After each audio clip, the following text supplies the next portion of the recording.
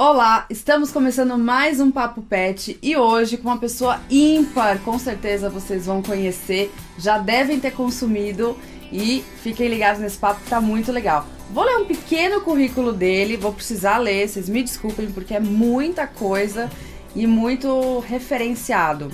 Diego Barreto, ele é vice-presidente de Finanças e Estratégias do iFood, nada mais nada menos que o iFood, gente. Com certeza vocês já consumiram, né? Ou se não consumiram, vão consumir em breve.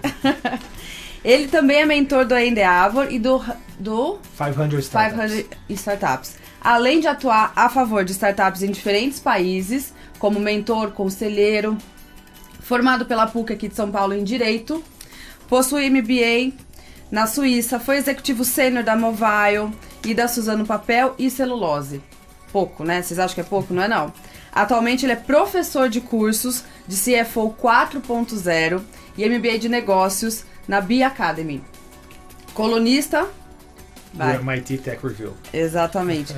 E nada mais nada menos que o nosso escritor best-seller da Nova Economia, que é um livro que ele está trazendo para a gente conversar hoje, para falar o que mudou de 10 anos para cá, ou de até menos anos para cá, né, tanto na economia, na comunicação, na tecnologia, e como isso pode impactar você que está assistindo a gente, o convívio, né, em sociedade, os serviços. Então seja bem-vindo, Diego. Obrigada pelo aceite, por estar aqui com a gente, trazendo sua experiência, seu know-how. Conhecer você pessoalmente é um prazer. Obrigado, Carla. É um prazer enorme estar aqui, em especial participando de um projeto que é ímpar no Brasil, né? Ninguém está fazendo algo com o alcance que vocês estão fazendo. Parabéns. Estamos juntos nessa. Obrigada. E pra gente começar, eu queria que você desse um overview de velha economia e nova economia. Por que a gente tem esses dois pilares tão diferentes e de realmente uma ruptura, de quem não acompanhar fica para trás? Carla, eu começo respondendo trazendo um símbolo da época que a gente estudava. Você se lembra da primeira Revolução Industrial? Sim. A gente estudava lá, né? Então a gente falava assim, olha, as coisas eram feitas de um jeito, um dia inventaram um negócio, as empresas passaram a usar esse negócio e tudo mudou. As roupas passaram a ser feitas de forma mais rápida, com melhor qualidade, o custo caiu, as pessoas puderam consumir, a Inglaterra cresceu. Isso é a velha nova economia. Ou seja, é a emergência de uma série de tecnologias que convergem para um modelo de negócios e muda a forma como as empresas operam, fazendo com que os serviços melhorem, reduzindo o custo e mudando o hábito. O Brasil, historicamente, nunca viveu isso. Por quê? Porque o Brasil é muito distante do resto dos países do mundo. O Brasil não assina muito acordo bilateral. É uma colônia quase, né? O Brasil fica completamente distante disso. Ele pega essas grandes alterações tecnológicas décadas depois. A diferença é que agora o Brasil está definitivamente encaixado na globalização. Então as tecnologias chegam aqui mais rápido. Chegam aqui, massificam, o que significa que o custo cai, o que significa que tanto o consumidor, quanto as empresas, quanto os empreendedores começam a ter muito mais ferramentas para produzir algo que está na sua cabeça. E isso é a nova economia. Essa mudança comportamental que faz com que negócios surjam ou formas de se fazer negócios surjam e gerem a disrupção no anterior. E naturalmente quem faz isso presta melhor serviço com menor custo, naturalmente vai deixar para trás quem não se adapta. Com certeza. E ele estava comentando, pessoal, que tem vários segmentos da economia que vão sumir. Vão em quanto tempo, mais ou menos? Esse processo já começou em vários. Quando você olha para o Bradesquirência, por exemplo, as empresas que dominavam esse mercado há 20 anos atrás, essas empresas perderam a força, perderam o posicionamento de mercado, valem muito menos na Bolsa de Valores como empresas. A revolução que a gente está vendo no sistema financeiro nacional é um negócio brutal. Brutal. A forma de se dar crédito está mudando radicalmente. Aquela figura mais central do banco que dizia venham até mim e eu direi quem poderá ter algo, isso está acabando. Por quê? Porque hoje com a informação disponível e o capital também, qualquer um, em teoria, com uma boa lógica de crédito, pode levar crédito para outra pessoa usando, por exemplo, o smartphone. Então por que você precisa da agência bancária? Então você começa a ter redefinições completas. O mercado pet. O mercado pet, historicamente, era o mercado de bairro. Né? Então todo bairro tinha ali uma, duas pet shops que você adorava ir ali no sábado, levava o seu cachorro e tal. A internet vem e começa a dizer, peraí, não precisa sair de casa. Você precisa de alguém para passear com o seu cachorro? Eu te levo alguém. Você precisa comprar a comida que você sempre vai comprar a mesma? Eu entrego na sua casa. Você precisa ter confiança em determinados padrões, determinados procedimentos. Tá aqui o meu padrão. Então, a tecnologia ela vai redesenhando esses mercados. O mercado pet, com certeza, é um que daqui 5, 10 anos vai ser radicalmente diferente dos últimos 5 anos. Já estamos vendo isso, né? Tem grandes players hoje dominando o mercado e fazendo com que o tempo seja melhor aproveitado. Eu acho que a questão aí de tecnologia também é o valor do tempo das pessoas, né? Você não precisar sair da sua casa para comprar uma medicação, um alimento, um tapete higiênico. Ainda serviços de veterinários, né, de atendimento, ainda são muito presenciais, mas já estamos aí pensando em telemedicina também como serviço. Então, o tempo das pessoas tem muito valor, né? E eu acho que isso tem muito a ver com esses hábitos novos, né, que as empresas estão pensando. Olha, o tempo das pessoas... Acho que tem 2 ângulos aqui. Tem um ângulo do lado das pessoas. As pessoas querem aproveitar o tempo com o seu animal de estimação. Ou fazendo o que quiserem, né? Exato. Tô na praia, tô no final de semana, não quero me preocupar com fazer mercado. Exato. Então né? A pergunta é, olha, se eu consigo otimizar o meu tempo, por exemplo, de levar o meu cachorro a um pet shop, depois ir buscá-lo, ou ir lá no pet shop para comprar alguma coisa, depois voltar para casa, se eu pegar esse tempo e usar para passear com ele, para brincar com ele, para ir para praça, não é muito melhor? Então, é claro que muita gente vai dizer, não, eu gosto de ir lá. E não tem problema. Uhum. Mas a realidade é que esse comportamento de eu gosto de ir lá, ele é cada vez menos frequente. Esse é o lado do consumidor. Agora, Carla, do lado da empresa tem uma revolução chegando no mercado pet que ela tá na idade da pedra ainda, que é o poder do dado. Historicamente, o dado gerado no mercado pet, ele nunca foi organizado, ele nunca foi trabalhado e a partir dele a inteligência foi gerada. Tem total razão. Por quê? Porque os pet shops eram historicamente pet shops de bairro. Sim. Então você tinha pulverizados. Totalmente. E a tecnologia nunca foi no mercado pet um grande fator de investimento, um grande fator de alavancagem. Então, é claro que quando você fala em serviço, muita gente fazia um bom serviço. Quando você fala em variedade de oferta, muita gente já tinha isso. Quando você fala em crescimento, algumas pequenas redes, né, já tinham um bom crescimento. Entretanto, ninguém nunca conseguiu trabalhar o dado. Então, eu vou dar um exemplo bobo. Se você sabe o cachorro que eu tenho, você sabe a jornada que eu tenho com o meu cachorro, você sabe o tempo de vida médio do meu cachorro, você sabe o que meu cachorro precisa hoje e daqui a 5 anos, você sabe eventualmente quando o meu cachorro vai precisar de um plano de saúde com mais frequência, você sabe quando eventualmente meu cachorro está chegando próximo do final da vida dele. Hoje, quem que faz isso bem com o consumidor? Ninguém. Ninguém trabalha essa jornada. Olha o espaço... Sem ninguém atuando ainda. Nada, gente. Zero. Então, para pensar.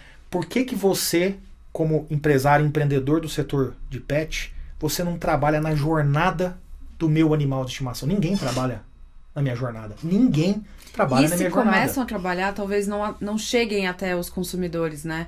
Eu já vi alguns apps que trazem até um fundo de dados ali para você colocar do seu pet, e ele te sinaliza quando vacinar, quando vermifugar, quando fazer o check-up. Mas eu acho que ainda não teve aquela penetração realmente, né, no mercado. Faz parte, Carla, da tecnologia, um segmento que a gente chama de produto, né? Que é basicamente você trabalhar o que você faz tão bem a partir de dados para você ir melhorando o comportamento da pessoa em relação ao seu negócio. Ou seja, não basta eu te dar um app que diz assim, coloca aqui a raça do seu cachorro, a data de nascimento. Isso é insuficiente. É estático, Exatamente. Né? Quando eu falo em produto, é você pensar assim, olha, se existem 20 Carlas e elas se comportam assim, é assim que eu tenho que apresentar essa tela para ela. Se existem 20 Diegos e eles se comportam assim, é assim que eu apresento. Você começa a segmentar o tipo de funcionalidade. Você começa a segmentar o tipo de informação que você dá, a frequência. Tem pessoas que vão receber um push de um smartphone todos os dias e vai falar, beleza. Tem pessoas que vão se irritar. Isso é produto. É você fazendo esses ajustes finos para aumentar a penetração na jornada de consumo das pessoas. Ninguém faz isso no Brasil hoje com qualidade no mercado pet. Ninguém. Eu tenho uma caixa de e-mails que, olha, todos os dias acho que eu apago uns 50 e-mails. De propagandas, de empresas, eu não abro. Você não quer. Não quero. Eles estão te mandando. Mas se ele me manda uma mensagem pelo aplicativo, que é algo que eu uso mais, eu abro e vejo. Isso também é uma mudança de hábito. Sem dúvida. Né? E ele entende como se comunicar comigo. Sem dúvida. Né? Ou, por exemplo, e tem aquela inteligência artificial do celular, né? que ele ouve o que a gente tá falando, que tá pesquisando e tal.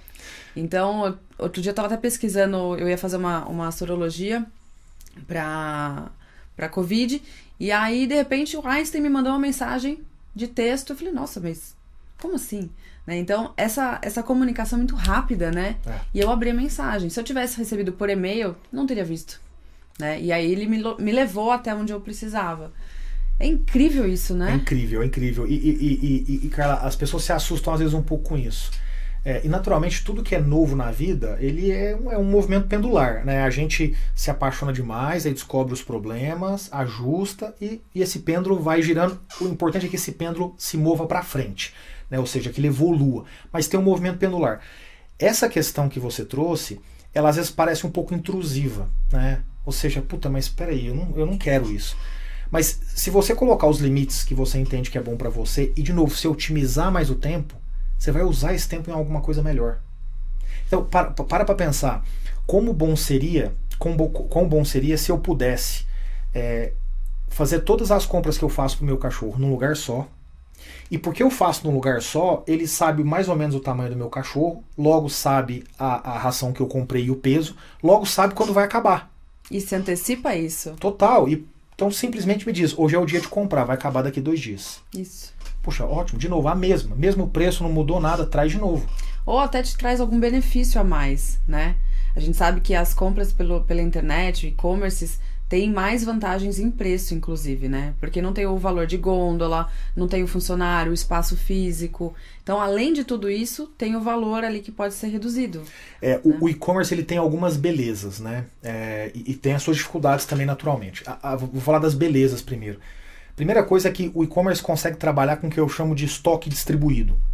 Ou seja, para pensar assim, se eu tivesse um app em que milhares de pet shops pelo Brasil se plugassem ali e eu vendesse usando ele como um estoque, eu não precisaria ter o meu estoque central, que depois eu distribuía, que depois chegava na sua casa. Justo. Né? Então se você mora perto de um pet shop e você pede uma ração X lá, aquele pet shop que está 100 metros da sua casa, ele simplesmente entrega.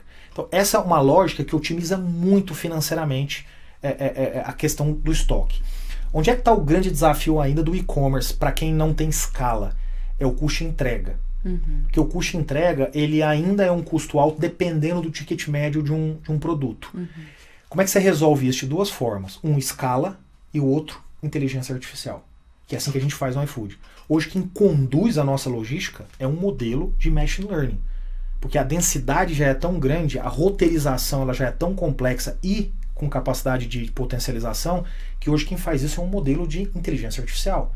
E isso dá para nós, então, uma vantagem enorme para conseguir fazer mesmo produtos de ticket médio baixo chegarem a um preço muito razoável. Rápido. Total. Né? Total. Eu já fiz compras variadas na internet e às vezes falam, vai chegar em 5 dias úteis, chega no dia seguinte. Tá ficando maravilhoso isso, né? Caramba, já chegou, eu nem estava esperando já receber, né? Exato, é incrível tá ficando isso. Maravilhoso, né? E falando um pouquinho do iFood ainda, esse número me assustou um pouco. 60 milhões de pedidos mês. Exato, e crescendo. E crescendo. É a meta é? A meta não, a gente vai entregar esse ano 1 bilhão de pedidos na casa das pessoas. Eu digo que não é meta porque é um negócio uma realidade. Que você consegue enxergar muito bem o desenvolvimento do cliente na jornada. Sim. Esse ano nós vamos fazer 1 bilhão de entregas na casa dos brasileiros. Um negócio fantástico. Uau. Né? Para uma empresa que não existia há 10 anos atrás. Mais de 270 mil restaurantes cadastrados. É isso. 270 mil empresários, 95% são pequenos restaurantes, 95% são pessoas que têm em nós 20% da sua receita entrando ali e a gente ajudando esse pequeno empreendedor.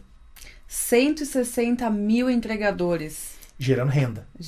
Isso me dá uma felicidade que você não tem ideia. Uau. E eu imagino que na pandemia isso alavancou, né, de uma forma, porque muita gente perdeu emprego, muita gente precisou de um plano B. E o serviço de entrega hoje é um dos grandes players aí, né? Que as pessoas buscaram. Carla, você sabe que esse foi um dos maiores dilemas que eu já tive na minha vida executiva, né?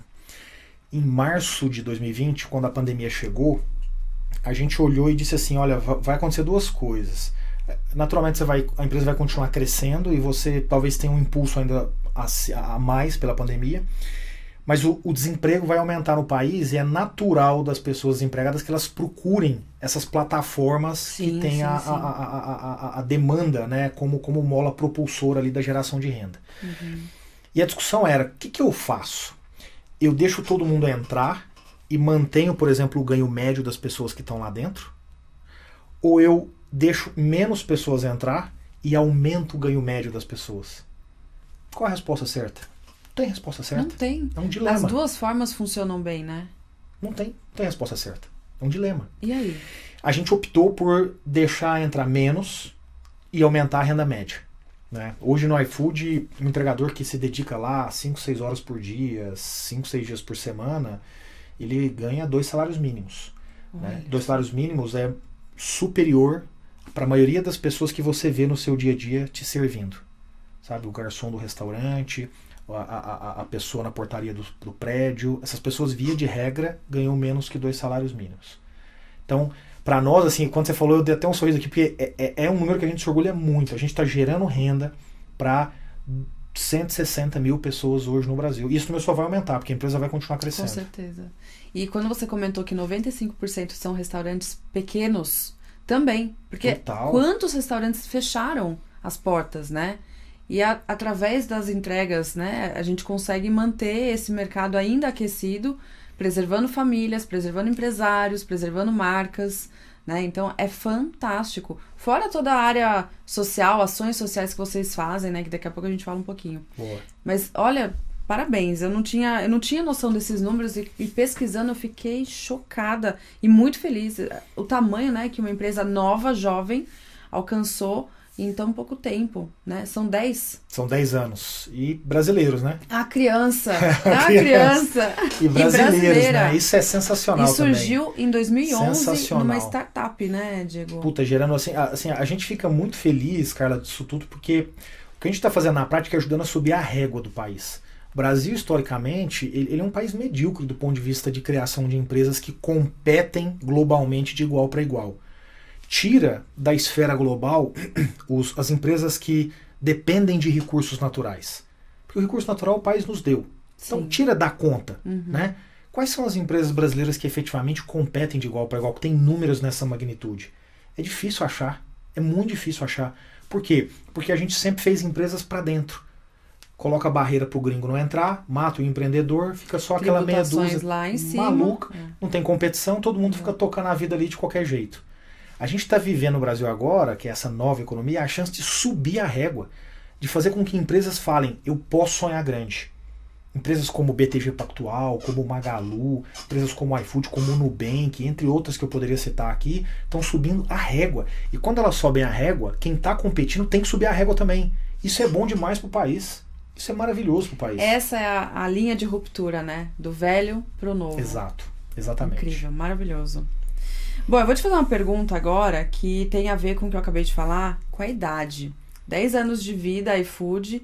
E você, com 10 anos de vida, você pensava que você ia chegar, você já tinha uma visão, eu quero ser assim, eu quero me formar em direito, eu quero trabalhar com isso. O que pensava Diego com 10 anos? Olha, com 10 anos de idade, eu era um garoto que ia todo sábado para a fazenda com meu avô e ia todas as férias trabalhar na empresa do meu pai. Então, por que eu tô te falando isso? Porque isso tem a ver com empreender. O que eu ia fazer na fazenda com meu avô era empreender. Era chegar lá e falar, ótimo, agora a gente tem que ordenhar as vacas, essa vaca teve um problema, o que a gente vai fazer para resolver esse problema? Pô, e aí agora a gente vai ter que comprar isso aqui para poder melhorar a alimentação da... Eu estava empreendendo ali, né? Tava vendo um problema que acontecia na eletricidade da fazenda e a gente tinha que ir lá, subir no poste, resolver. E nas férias, eu estava indo para a empresa do meu pai, que tem uma empresa de transporte, trocar pneu de caminhão, trocar assoalho de caminhão, consertar caminhão. Tava ali empreendendo, vendo meu pai demitir gente, contratar gente, perder um cliente, ganhar um cliente. Uau. Um acidente de caminhão, uma pessoa à beira da morte. Então, eu estava empreendendo. Então, o Diego, aos 10 anos de idade, ele não sabia ainda o que ele queria. Mas eu estava sendo formado ali como um empreendedor. E é isso que eu sou hoje. Né? Uma pessoa que em algum momento da minha carreira saiu da velha para a nova economia, porque não via esse perfil empreendedor na velha economia. Incrível. Que escola, né? É. Acho que a escola da vida, da família, esse berço é algo que pode fazer a pessoa, né, evoluir, ganhar o mundo, ou não, ou involuir, né? Ou ficar muito presa, né? A gente acho que enxerga isso nos adultos hoje, que foram crianças reprimidas, crianças limitadas, e o oposto, né? Como você está comentando. Muito bom, muito bom. E o que você enxerga, né, nos grandes líderes da iFood? Quais são as principais características? O que está no DNA de uma pessoa que está na estrutura, né? No alicerce, aí, no esqueleto de uma empresa desse tamanho? Carla, eu vejo algumas características e que são ainda muito novas no Brasil. Tudo que eu falar aqui, as pessoas sempre vão dizer, não, eu faço isso também. Porque é fácil, né? Se eu falar pra você assim, pô, Carla, você é desonesta? Você fala, não, imagina, eu sou honesta. Mas aí você vai lá na hora de fazer a carteira de motorista e paga lá o despachante para não ter que fazer a prova. Então, as pessoas nunca vão dizer que elas não são algo ruim, que elas não são algo bom. Elas sempre vão dizer que são algo bom. Então eu vou, acho que, dar os exemplos aqui, e vou falar esses pontos e vou subir a régua falando um pouco do conceito. O primeiro ponto é transparência. A gente é muito transparente lá dentro. Extremamente transparente. O que quer dizer transparência? Quer dizer você falar a verdade. Eu gosto de dar o exemplo da transparência, sempre falando de um tema que às vezes as pessoas, quando ouvem assim primeiro, elas dão uma chocada, depois eu explico com calma, que é o sexo. Então olha só, você encontra uma pessoa, um parceiro, uma parceira, se apaixona e abre a sua intimidade, que é o sexo. E aí você eventualmente fala, cara, eu quero ficar com essa pessoa pro resto da minha vida. É teu pensamento naquele momento. E aí o sexo não é bom. A gente tem uma dificuldade enorme de chegar para uma pessoa que a gente ama, que a gente abriu a intimidade, que a gente confia, que a gente quer viver pro resto da vida e dizer, então, isso aqui não é legal, isso aqui é o que eu gosto. E você, o que você acha? Ah, isso aqui em você não é legal. Ou seja, o exemplo que eu quero dar aqui é, olha como a gente tem dificuldade de ser transparente com o que interessa. Com o que interessa. Lembra da velha história do amigo com um mau hálito? E aí você chega e fala, e agora? Como é que a gente vai falar para ele? A gente não consegue ser transparente. Nem para falar e nem para ouvir. Essa é a primeira grande característica nossa lá. A gente exercita tabus, muito, né? Extremamente. Só que o problema eu sempre dou um exemplo que é o seguinte, entre um problema e uma solução, o que existe no meio é só uma coisa, tempo. Porque dá para resolver. Tudo dá para resolver. Quanto mais transparente você é, mais você diminui o tempo para que essas coisas se encontrem. Quando você não é transparente, a questão volta lá pro sexo. Aí não tá legal, aí você começa a falar, isso já não quer, não sei o que, e aí o relacionamento dá uma esfriada. Poxa, e se você falar e se resolver, seu relacionamento vai ser mais legal. E se você falar pro teu amigo, que tem um monte de pessoas se distanciando, que tem um mau... Entende? Então a gente é transparente. Olha, isso aqui não está bom. Vamos descobrir o problema. Você teve uma dificuldade para fazer? Técnica? Você não conhece? Ou eu não te comuniquei bem o que era necessário? Vamos descobrir o problema? Ah, Diego, você não comunicou bem. Ótimo, então desculpa. Então agora eu vou te explicar melhor. Tá? Entendeu? Entendi. Ótimo. Transparência. Esse é o primeiro ponto. O segundo ponto, descentralização. As pessoas são mandonas. As pessoas são comando e controle. A gente não admite ver como o outro faz as coisas. A gente acha que a régua de qualidade é sempre a nossa, que está no poder. Isso é verdade. Não, estou no poder aqui, vai por mim. Eu confio, já fiz isso 20 anos, eu sei como fazer. É a dificuldade de delegar funções, né? Total. Não sabe trabalhar em equipe. Por quê? Porque nós não aprendemos assim na nossa vida. Não é assim na escola, na minha geração. Não foi assim na faculdade, na minha geração. E nas empresas de velha economia que eu trabalhava, era consequência disso. Relação de comando e controle. Você tinha poucas interações, por exemplo, numa escola ou numa faculdade, em que você estimulava esse aceitar como o outro executa, assumindo que você vai chegar onde precisa, né? Porque você precisa, você tem dificuldade de aceitar, tem que ser do seu jeito. É a famosa apresentação de PowerPoint ou texto que você faz e que as pessoas sempre precisam mexer uma coisinha para a direita ou para a esquerda. Pra quê? Para ficar um pouco mais bonito? Porque tem que ficar do seu jeito. Eu dou exemplo, né, dos relacionamentos, o marido quer lavar a louça. Você fala, não, deixa que eu lavo. Deixa ele lavar, ele vai lavar do jeito dele, né? Exatamente. E tá ótimo. Total. Ele vai virar o garfo pra baixo? Mas virou o garfo pra baixo, tudo dá bem. o feedback, não tem problema, mas deixa. Deixa, claro, né? delegue, faça, né, aquela flexibilidade, seja flexível para aceitar como o outro vai apresentar aquilo. Total, não pode ficar sujo. Exato. Mas do resto... Então, nessa questão da delegação, por exemplo, a gente se preocupa muito em dizer, não me pergunta isso. Faz. Ah, pô, o Diego tá pensando... Não, isso aqui não precisa de mim para falar. que a gente geralmente faz? A gente fala, né? Sim, então eu cheguei pra você assim. e falo, Carla, o que você acha disso aqui? Você fala, não, o Diego faz assim. Não, o Diego faz assim. Não. Diego, não precisa me pedir isso. Faz você. Confia em você. E se der errado, a gente trabalha junto depois para consertar. É claro que tem momentos em que tem coisas complexas, ou que mexem na reputação da empresa, ou que tem aqui uma demanda específica, que você tem que puxar mais, evidentemente. Claro. Mas de resto, tem que afastar e deixar a pessoa se desenvolver sozinha. Isso é empreendedorismo, aliás. Porque você faz a pessoa criar essa capacidade de buscar, de construir e tudo mais. E de ser criativo e acreditar em si mesmo, né? Sem dúvida. Porque acho que a autoestima, a autoconfiança, a responsabilidade, né? Se você tem o poder de decisão, você tem que criar tudo isso dentro de você, né? Você não espera alguém te pedir, você pega e faz. Eu acho que eu tenho isso um pouquinho também dentro de mim, boa. Quem sabe, né? iFood. Você já tá lá na nova economia, hein? Falando um pouquinho das ações sociais que vocês têm, né? Que eu achei muito bacana. Não só essa preocupação com o tempo, com os novos hábitos, mas também com o nosso planeta, emissões aí de gás carbônico, o material que vocês usam, né? Fala um pouquinho pra gente, essa preocupação. E também tem um lado aí de ensino, né? De desenvolver aí pequenas comunidades. Conta um pouquinho pra gente. Carla, se você botar qualquer pessoa nessa cadeira, ela vai começar dando uma resposta que é como eu poderia começar a dar. A gente se preocupa, a gente é bacana, a gente pensa, a gente cuida. Bullshitagem. Então eu vou começar por um outro lado. A gente reconhece que a gente gera um impacto e a gente ainda não solucionou isso. Então, as pessoas quando pedem delivery, você tem um maior uso de plástico? Sim. Papel, plástico. Já resolveu isso? Não resolvi. As motos que vão entregar geram gás carbônico? Geram. Você já resolveu isso? Não resolvi. Então, a gente tem que começar pela transparência. Geralmente a gente começa dizendo, não, eu sou bonzinho. Não, como eu sou uma pessoa muito boa, Carla, então eu vou mudar o mundo. Não, vamos começar pelo problema. Esse é o problema que eu gero. Então o que a gente fez? A gente deu transparência para isso e disse, como é que eu pretendo resolver? Não tenho a mínima ideia.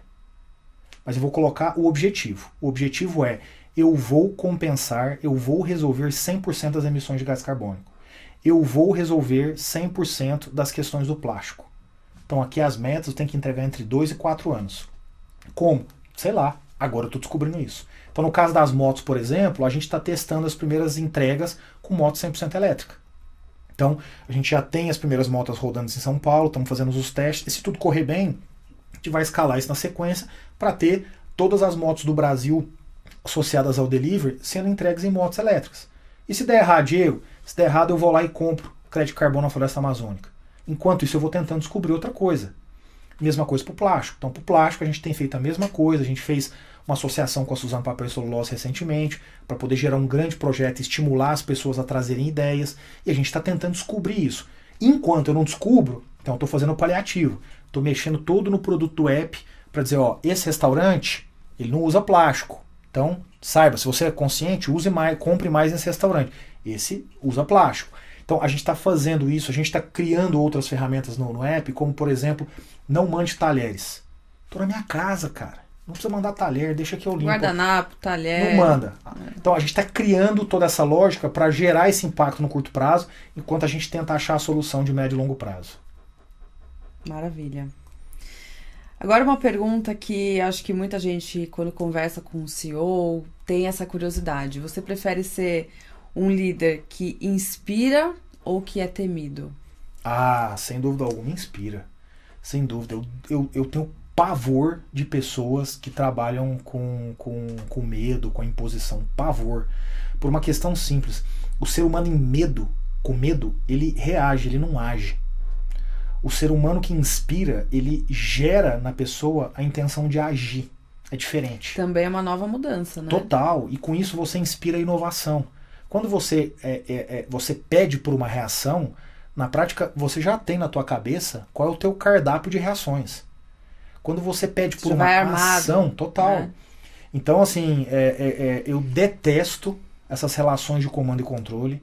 Acho que isso é uma forma pobre, simplista, medrosa de lidar com o lado inspiracional das relações humanas. Lindo, maravilha. E agora eu queria falar um pouquinho sobre o Lolô. Ah. Lolô é o pet do Diego. É um Australian Shepherd, né? Um pastor australiano. Que idade que ele tem? Ele tá com 5 anos. Ah, é um bebezão. E como que foi essa entrada de Leopoldo na família? Olha, foi um pedido, foi um presente, foi uma solicitação da esposa, como é que foi isso? Não, foi o seguinte, quando eu conheci a Carol, minha esposa, a gente se conhecia há muito tempo atrás, porque a gente trabalhou junto, mas não tivemos nada. E aí, anos depois, a gente se reencontrou. E aí, quando eu encontrei a Carol, ela tava procurando por um cachorro. A gente se encontrou, começamos a bater um papo, e ela, putz, você não sabe, eu tô agora procurando por um cachorro. E aí, quando a gente saiu a primeira vez, efetivamente, né, em que eu efetivamente convidei ela para sair, fazer o date, aí ela me disse, você não sabe, agora eu tenho um cachorro. E aí, isso foi bom ou isso foi médio? Então, não, isso foi bom, porque quando você chega na casa de uma pessoa e vê um cachorro de 3, 4, 5 meses... Ainda mais... Exatamente. Que é um ursinho, né? Nossa, e eu tinha um filho de 2 anos. Quando a Carol conheceu o Fefe e o cachorro... Aliás, quando o Fefe conheceu o cachorro, né? E a Carol e o cachorro... Puta, aí foi também amor à primeira vista. Deu match. Total. Então, assim, o cachorro, ele foi uma grande ponte, eu acho que uma aceleração daquela paixão, sabe, que você tem naquele começo de relacionamento. Eles já se gostaram, então tá tudo foi certo. Foi um negócio, exatamente. E aí, tempos depois, a gente foi morar junto, e aí o Lolo entrou na minha vida de vez. Ele já tava, porque quando a gente começou a sair, ele, enfim, de novo, não tem como não se apaixonar, e aí ele entrou de vez. E hoje ele é parte, assim, integrante da família. Total, assim. As crianças, hoje eu tenho o Fefe e a Olivia, agora tá vindo o Pedro. Ai, que delícia. O Fefe e a Olivia falam sobre a família na escola, incluindo ele, sabe? É, então, o irmão. Ele entra na contagem, exatamente. É isso aí. E como que vocês... Você até comentou que tem um dia, né, no mês ou na semana que é pet friendly. Como que você enxerga isso dentro da empresa, da instituição, do convívio corporativo? O pet sendo parte da família dos funcionários, dos seus colaboradores? Carla, pra mim essa é uma discussão, assim... Como é que você tira o máximo de um ser humano, do ponto de vista de performance? É permitindo ele ser quem ele é. Certo? Então, é por isso que ao longo desses últimos 10, 15 anos, o mundo evoluiu para uma consciência, por exemplo, em relação ao homossexual. Né? Então, quando o homossexual não se sentia à vontade para chegar num ambiente de trabalho e dizer, essa é a minha orientação, ele ficava ali incomodado. Ele ficava, pô, e aí, se as pessoas souberem, vão me demitir, não vão conversar comigo, como é que vai ser? Isso vale também para o tipo de roupa que você veste. Então, as empresas evoluíram e disseram, vá com a roupa que você quiser, não tô nem aí para o que você usa. Isso vale pra tatuagem. Você lembra como era a discussão da tatuagem 20 anos atrás? Era assim, nossa, olha... Eu fiz as minhas há 2 anos. Porque Sério? Existia um tabu na minha família de, nossa, tatuagem. E de repente eu falei, quer saber? É isso. E hoje você fala, essa sou eu, sabe? Assim, tá aqui minha tatuagem e tal, e não tô nem aí pros outros. O cachorro entra nisso. Né? Então, se o cachorro ou qualquer outro animal de estimação, se ele é parte da sua vida, por que eu não trago isso também pra dentro? Assim como eu tenho o dia da criança e trago o teu filho, a tua filha pra dentro. Né? Assim como no dia dos namorados, a gente faz a brincadeira e estimula você a ter um dia especial, diferente com o teu parceiro ou com a tua parceira. Então, o cachorro, ele faz parte disso que te define. Ele faz parte disso que fala, poxa, quando eu penso na Carla, eu também penso nisso. O cachorro não, o pet, né? Mas no meu caso, o Lolo faz parte do que me define. Né? Eu acordo todo sábado e domingo eu acordo. Eu acordo muito cedo. Então eu acordo, lavo a louça, essa é a minha rotina. Tomo um café e saio com ele. Isso é o Diego. Se você quiser saber como o Diego é feliz às 6, 7 horas da manhã, sábado e domingo, é fazendo isso. Então me define. Então se eu tenho a oportunidade de um dia ou outro levar para o escritório para trazer um pouco dessa definição, por que não? Porque, de novo, se eu tenho que tirar o máximo da Carla, o máximo do Diego, é sabendo efetivamente se a Carla tem uma tatuagem ou não, se o Diego tem um cachorro ou não. Isso me define. Então, isso na prática é algo que só te deixa mais à vontade para performar melhor. Com certeza. Muito bom, nossa, eu tô encantada, de verdade. São referências muito importantes. E esse mercado de pet, como a gente estava comentando antes, é um mercado também que está super aquecido, né?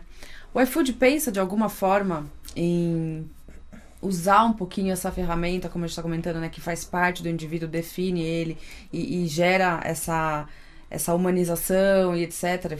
Enfim, o iFood tem algum projeto, algum spoiler aí pra gente esperar nas entregas? Já tem algum Carla, projeto assim? a gente é uma empresa extremamente focada. A gente não acredita em empresas que não têm um foco. A gente não acredita, por uma razão óbvia.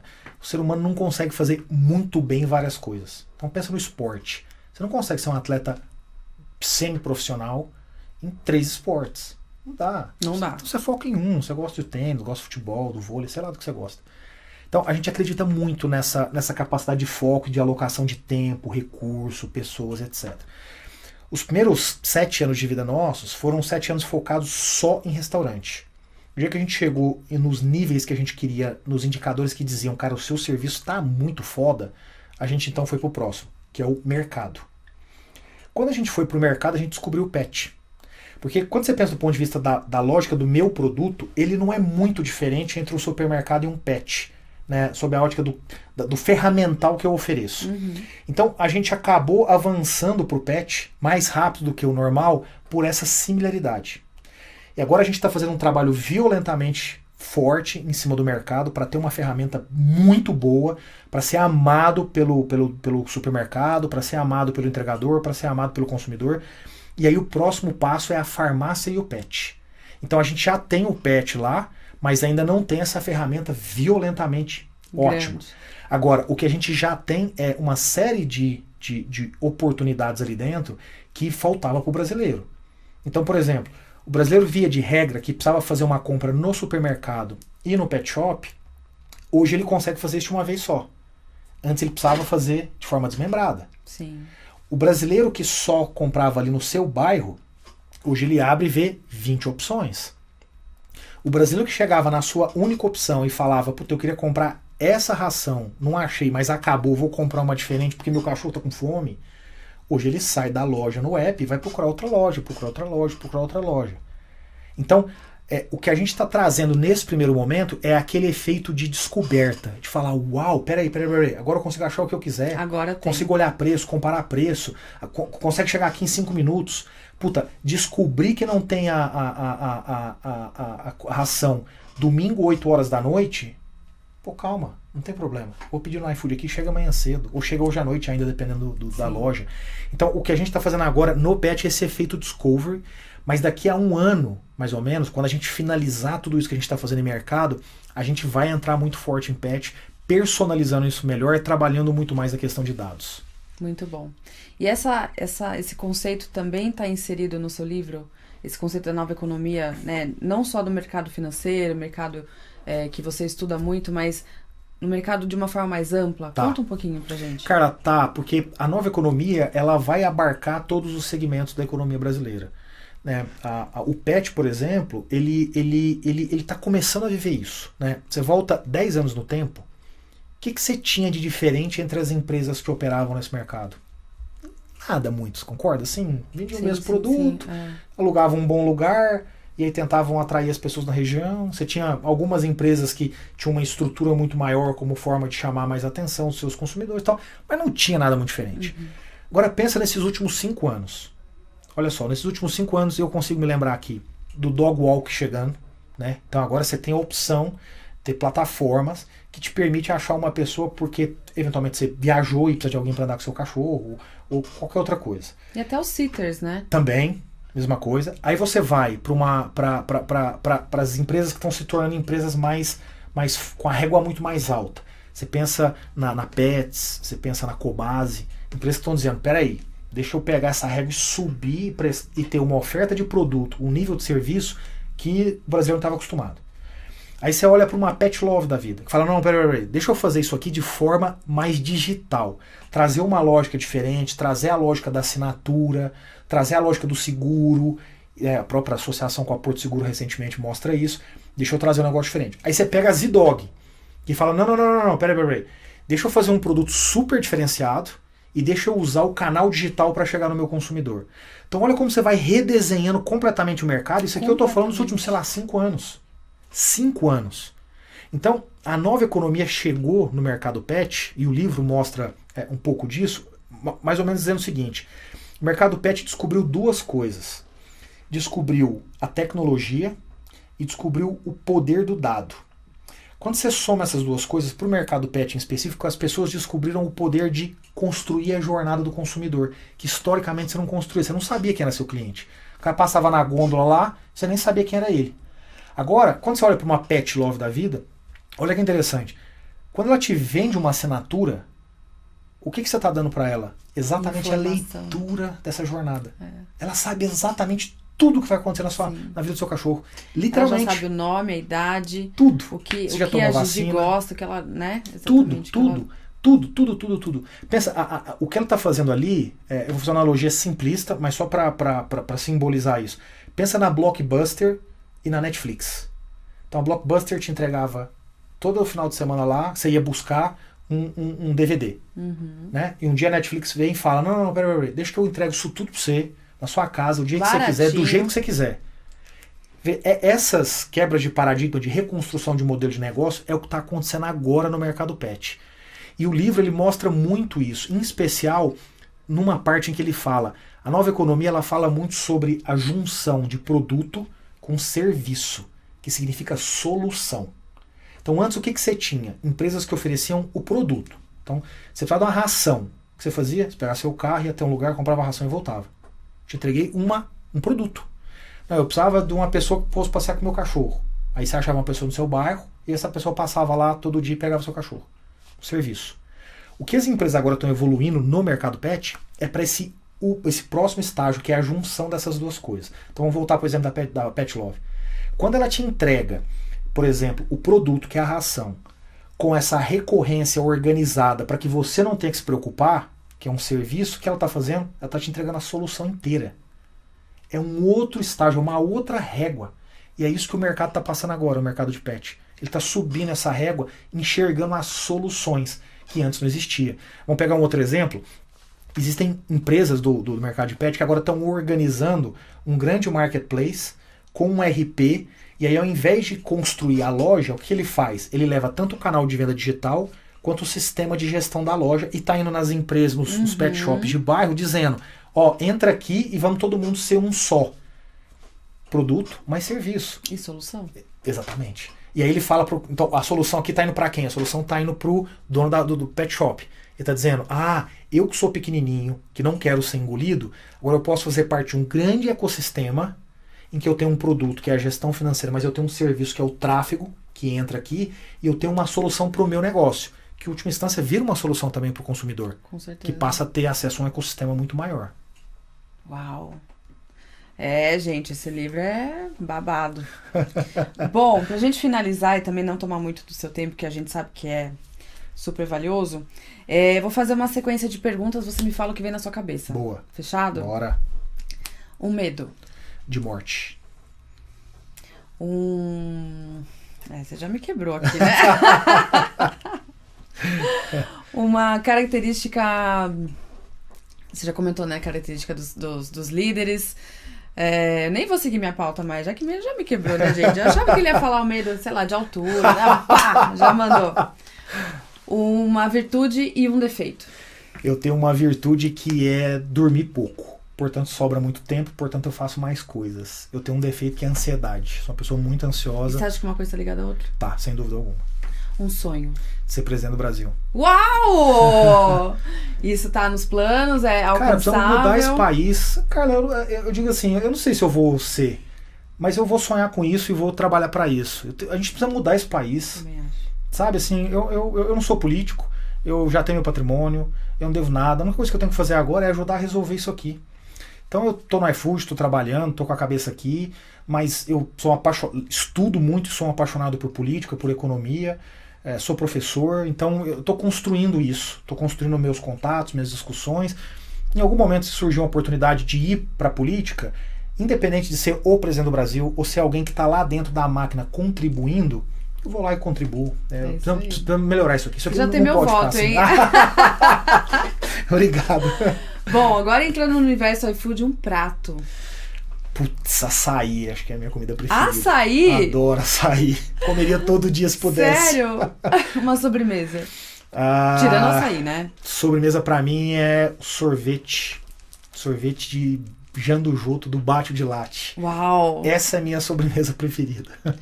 Uma viagem inesquecível. Viagem inesquecível, África do Sul. Sou apaixonado pela África do Sul. Fez safaris, foi visitar os Big Five? 10, 15 vezes já. Que Sou delícia. apaixonado por aquele país, mas fui tanto para ver o lado bom quanto o lado difícil do país. Já estive nos 20 países da África, do continente africano. Eu sou apaixonado por lá e para mim é um lugar de muita reflexão para ajudar a pensar o que a gente precisa melhorar aqui, pelos problemas que existem lá. Diferenças, né? Exato. Um livro! Poxa, Nova Economia. Não, brincadeira, seria muito chato falar isso. Puta, eu tenho vários livros que eu leio muito, né? Eu leio, assim, tipo, 40 livros por ano, tranquilamente. Acho que o livro que eu mais gosto, disparado, é meu livro de cabeceira, chama Princípios. É um livro escrito por um gestor americano chamado Ray Dalio. E esse livro fala sobre duas coisas: meritocracia de ideias e transparência. E são dois temas que eu sou aficionado e acho que tem capacidade de mudar pessoas, empresas e país. Transparência e meritocracia de ideias. Então o livro Princípios pra mim é quem me dá isso. Família. Puta, é tudo pra mim. Assim, mas tudo mesmo, assim, a forma como eu defino a minha rotina é em função disso. Então vou te dar um exemplo. Meus pais são de Uberaba, eu sou de Uberaba, Minas Gerais. Quando eu vou pra Uberaba, eu vou de carro. São 6 horas de viagem pra ir, 6 horas pra voltar. Eu poderia ir de avião, mas eu vou de carro. Por que eu vou de carro? Porque eu passo tempo com a minha família.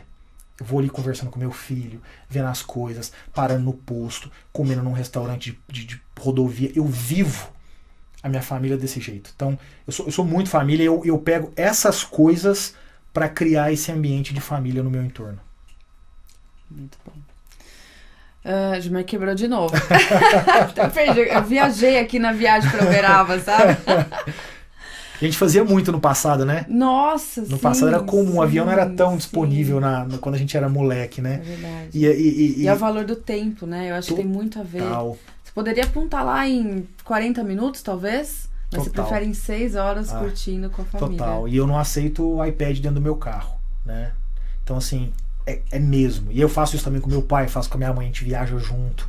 Então, sabe, aquele montinho de celulares e ninguém mexe, não, né? Eu vou te falar, Carla, nem precisa. Exatamente. Porque é tão gostoso, é tão bom, esquece, as né? pessoas nem mexem. Então, assim, não é que essa viagem para Uberaba foi agora, 2 semanas atrás. Meu filho nem levou para Uberaba. Não é que ele levou e ficou guardado durante o carro. Nem levou. É muito legal isso. 2 últimas. Leopoldo.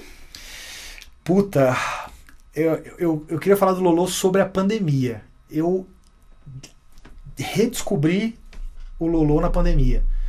Porque a gente não passava tempo com ele das 9 da manhã às 7 da noite, certo? Para o trabalho. Na pandemia, eu passei a vê-lo durante um período do dia da semana, que eu não via. Eu redescobri meu cachorro. Você e muitos brasileiros. É fantástico. O ticket de serviço veterinário aumentou muito, Imagino. Diego. Porque as pessoas começaram a olhar e ver problemas, se preocupar mais, cuidar mais. Então isso que você está me contando é uma realidade, graças a Deus. Ó, eu vou te contar 2 coisas assim que eu descobri nele. Na verdade, uma que eu descobri e uma que eu mudei. Uma ele tinha uma mania que eu nunca tinha visto na história com ele, que é ele é um cachorro grande, né, um pastor australiano. Ele deita no chão com as pernas pra cima e fica meio como um C, assim, o corpo dele. Eu nunca tinha visto ele fazer isso. Ele faz todos os dias. Todos os dias ele fica lá deitado. A gente pensa, será que não dói o pescoço depois? Que eu nunca tinha visto. E a outra coisa, hoje onde eu trabalho, onde eu fico sentado lá com o meu computador, tem um saco com uma comidinha de cachorro.